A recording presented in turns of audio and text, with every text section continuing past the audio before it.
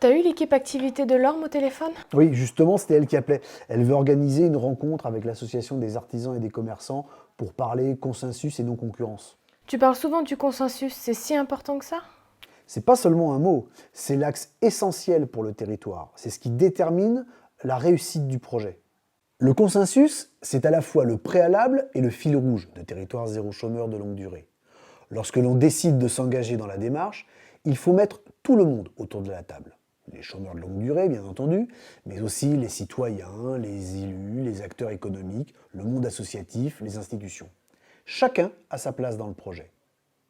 Il faut que les chômeurs de longue durée soient sûrs que le projet est construit avec eux. Il faut qu'ils puissent à chaque instant proposer, construire, imaginer leur emploi de demain. Il faut être certain que la proposition Territoire zéro chômeur sera faite à tous, sans exception, même à ceux qui ne sont pas inscrits auprès de Pôle emploi. C'est la phase 1 du projet. Il faut aussi que tous les acteurs du monde économique, artisans, commerçants, agriculteurs, industriels, mais aussi les professionnels de l'insertion par l'activité économique, soient associés pour garantir des activités non concurrentielles avec ce qui existe sur le territoire, en permettant une complémentarité pour améliorer l'offre. En identifiant avec précision ce dont le territoire a besoin comme activité non pourvue, on peut développer des produits et services supplémentaires qui répondent à des besoins pour la population et les professionnels.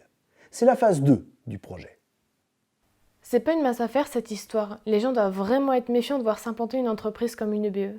Ça doit être vraiment compliqué de leur expliquer que l'entreprise n'est pas là pour prendre leur place ou leur activité, mais bien pour travailler avec eux et sans concurrence, non? C'est là où le fait que TZCLD soit un projet de territoire est fondamental. On ne plaque pas un dispositif en l'imposant aux gens, mais on construit une expérimentation avec eux. C'est une méthode très différente. Comme nous l'avons déjà vu, les comités locaux sont organisés en 3 équipes opérationnelles. Chacune est composée de 10 à 15 personnes qui sont alors rapidement identifiées comme des partenaires locaux. Des échanges à taille humaine peuvent alors s'installer. Chacun pose ses questions et trouve sa réponse auprès d'un interlocuteur qu'il connaît déjà. C'est pour cela que les équipes doivent être le plus hétérogènes possible afin qu'il y ait toujours quelqu'un qui puisse apporter des réponses et accompagner la réflexion. Par ailleurs, dès le démarrage du projet, on identifie les outils qu'il faut mettre en place pour s'assurer de la non-concurrence et la contrôler dans le temps. Ces outils, ces procédés, sont inventés avec les acteurs extérieurs au comité local. Le consensus, qui est la somme de tous ces éléments, n'est jamais acquis, jamais terminé. C'est un édifice en construction permanente. Et pour qu'il soit solide, il est important que ses fondations soient solides. Le travail des 3 équipes est déterminant. C'est une manière de travailler vraiment différente, mais comme tu le dis, c'est jamais terminé. Les gens sont pas découragés au bout d'un moment lors de l'expérimentation? Non, car l'objectif de ce travail est connu. Il s'agit de l'exhaustivité. Ah, c'est nouveau comme idée ça. On a déjà abordé cette notion, mais de manière très incomplète.